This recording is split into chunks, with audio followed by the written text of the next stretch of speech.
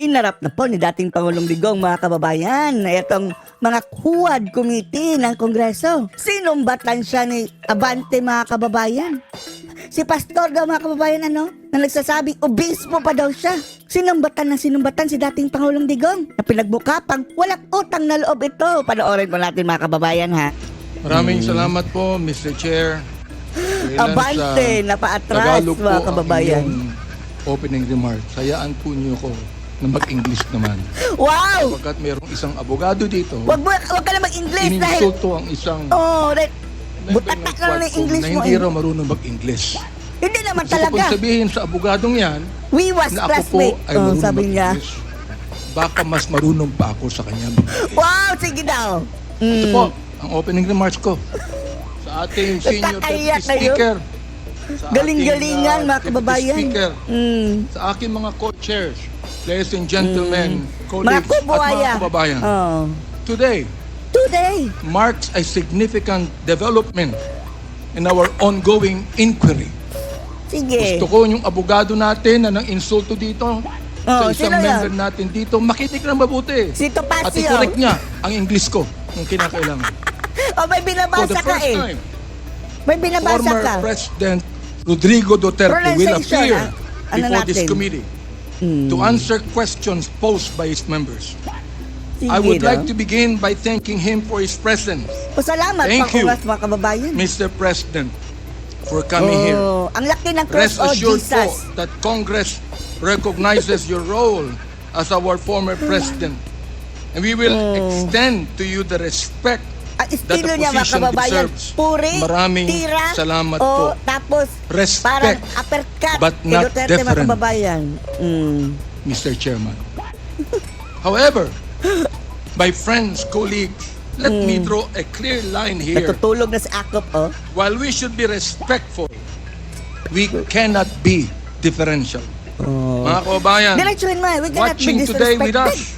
us, it is important to stress that respect and deference are two different things. In short, It is huwag kang vital bastos. that we, as representative of the people, remember that distinction, Perfect because our English, mga ultimate kababayan, dahil allegiance nagbabasa. is not to any one individual, no matter how high their office. We answer to a power greater than any Grabing president. practice siguro niyan. We answer to the Filipino people and to God. Ang mukha ni As Akop, oh. scripture reminds us in Romans 10:3, Oh, and I ayan quote, na, ayan na, ayan na. since they did not know the Gumagamit ka righteousness of naman ng God and sought salita to ng Diyos, establish itong- their own, they did not submit to Akala ba God's namin, righteousness. baka Diyos ka? Bakit Our ang fidelity lulu mo, belongs to the Abante? Lord Daming alone. ano? Our mission daming is to kotse, mga seek the kababayan. truth, and we shall Daming not be pera. swayed from that path.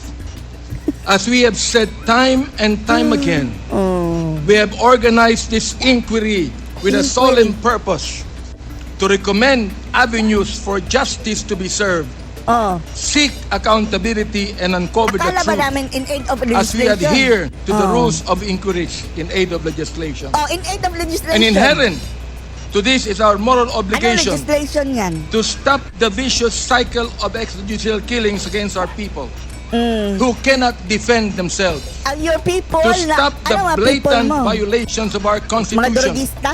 and our laws by scheming individuals and criminal syndicates, and to abate the social menace of illegal drugs. It is our sincere hope that the former president's presence Wala na, here today will aid this objective, not hinder it. Today, we ask everyone here, including the former president, to speak openly and honestly, as this inquiry's goal is not to cast blame Tinulugan ka ni for Akop, its oh. own sake, but to serve the cause of justice. Mr. Chairman, marahil po, Sige. hindi na ako nakikilala ng ating former president. Oo nga, who you? Magpapakilala po muli ako. No need na dahil Mr. nagkakalat President. ka na eh. Ako po si Bishop Si Digong, Benny ah. Abante, Ha? ang Pangulo Umay na umay ng sa'yo. Bible Mode, Bible Believers League for Morality and Democracy, Morality na pa yung mayroong sasabi. 6,000 churches sa Oh. buong mundo. Buong mundo. Kung naalala Ay, niyo, Mr. basketball eh. President, bago kayo Ikaw ang leader? tumakbo and you were still deciding to run, I was invited by a common friend to meet with you. Ayan And ang we mga did kababayan. at the Anong bat na? Fairmont Hotel in Makati. I hope that you would remember that. Hindi With ka na me are two naaalala. pastors. And we prayed together. Oh, I prayed for you, asking the Lord to give you the right decision to run for the presidency.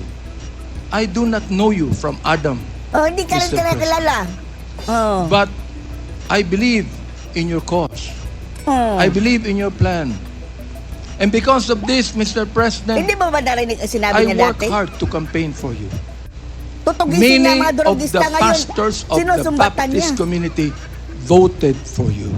Oh, Gusto sige. ko pong marinig ito Ididak ng mga mo. DDS trolls at DDS Ungas. vloggers Yung lahat na na bumoto sa inyong tumitira simbahan, sa amin ididak. at sinisira ang aking reputasyon. Kala mo kayo na panalo kay Gusto Digong? kong sabihin sa kanila, ilang boto ba ang ibinigay nyo kay Sa'yo. former President? Oh. Ako po, Mr. Lahat. President, libo-libong boto Libo-libong ang boto. binigay namin sa inyo. Isang tao ka lang. Nagpasalamat ba kayo sa akin? Hindi.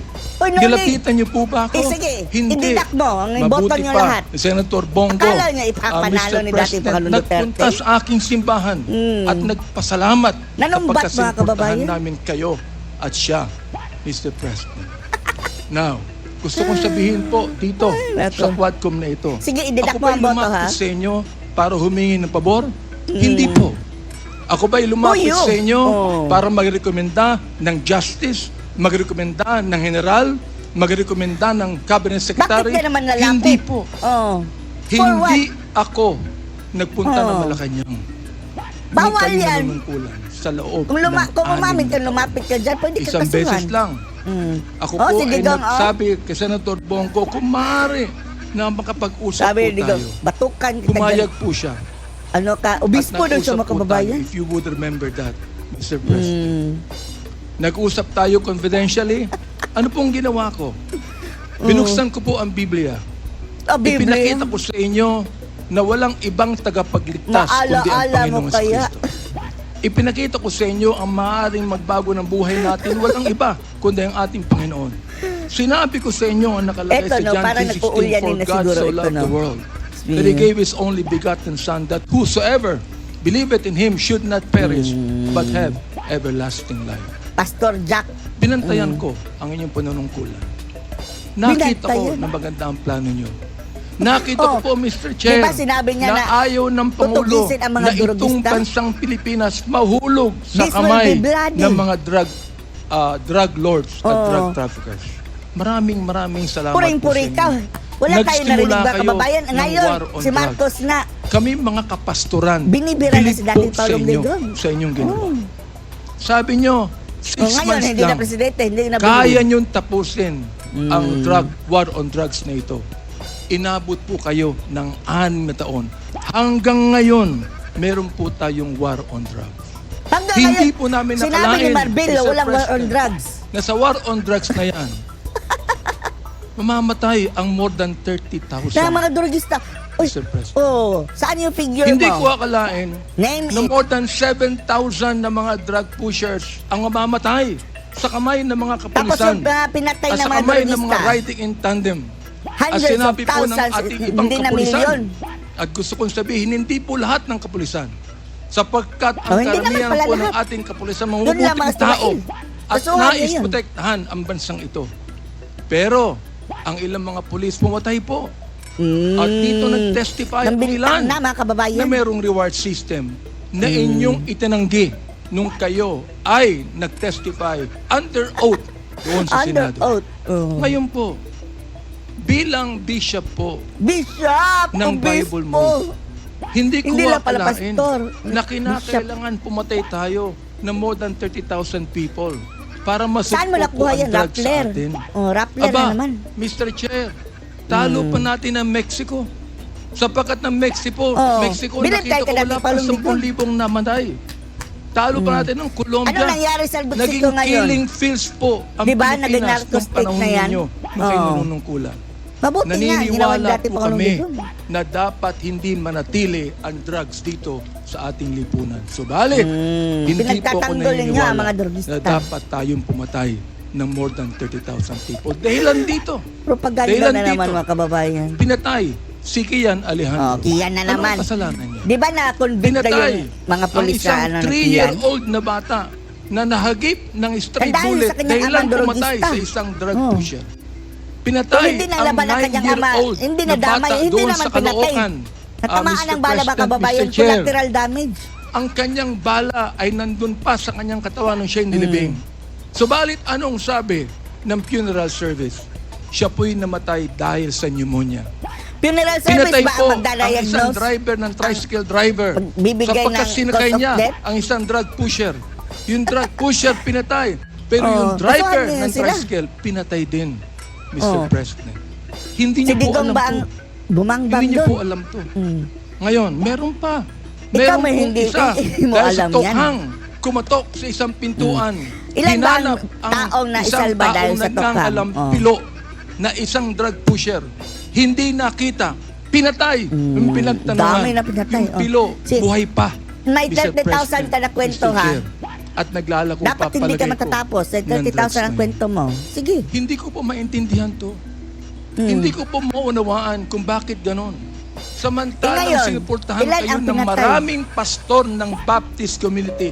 Ang Sige, ilang mga ididak mo kapastor yung po boto nandito. mo. At ilang mga pastor namin Kahit nunood pa- ngayon at pinapakinggan I-times ang 10 aking nyo sa tinig. inyo. Kulang Mr. pa Chair. yan.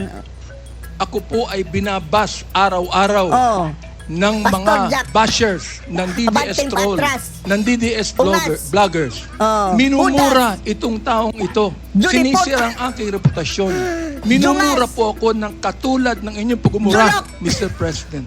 Hindi ko akalain kung bakit Duran. gagawin nila yan. Oh. Ang tanong ko, ilang boto ba ang ibinigay ng mga DDS vloggers sa inyo? Oh, Gusto kong lahat tayo, sabihin isang sa inyo, boto lang, isang I tao can lang tayo, testify on Ungas. this, na libu-libong boto ang nakuha nyo Oh, sa nag-ano ka, Baptist flying community voter at ka? hindi ako humiling ng anumang pabor 1,000 sa beses inyo, ka bumoto? Mr. President. In fact, kung naalala nyo, As Mr. if naman, President, ikaw nagpapanalo sinabi ka, ko kay Digong. Senator Bongo na nais kitang imbitahan sa sa aming selebrasyon ng National Baptist Day, Oo, Mr. saan ang President. cellphone ko? Oh. Akala ba namin mag-i-English?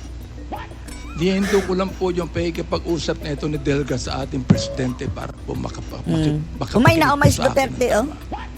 Inimbitahan ko ho kayo. Nagpunta ho kayo, Mr. President. Doon po sa SMX, nakita nyo ang 7,000 na mga Baptist leaders na nakinig po sa inyo. 7,000 lang Sa pala. inyong speech, Mr. Ang lamang ni President. Digong kay ano ay Oo. 6 billion. Doon po sa Oo. speech ninyo, Speech. sa harapan Oo. po ng mga bishop at ng mga pastor, nagmumura kayo. Pinagbigyan Kasalanan po nyo, namin inimbita. kayo. Kayo, Kahit inimbita na nyo hindi eh. maganda sa amin makarinig ng mura, pinagbigyan po namin kayo dahil kayo ang Pangulo at dapat namin Huwag kayong niyong imbitahin respeto. kung ayaw niyong Mr. makarinig ng mura, kagaya dyan. Andito ho ako. Diba? Nakaupo sa harapan nyo. Nagpapasalamat sa pagkakataong ito Patalamat. na masabi ko ng buong katapatan sa inyo At ang ginawa kabulukan. ng more than 6,000 na mga kapastoran ng Bible Mode para sa inyong eleksyon bilang Pangulo ng Pilipinas. Nanumbat na mga Nung akin kababayan. pong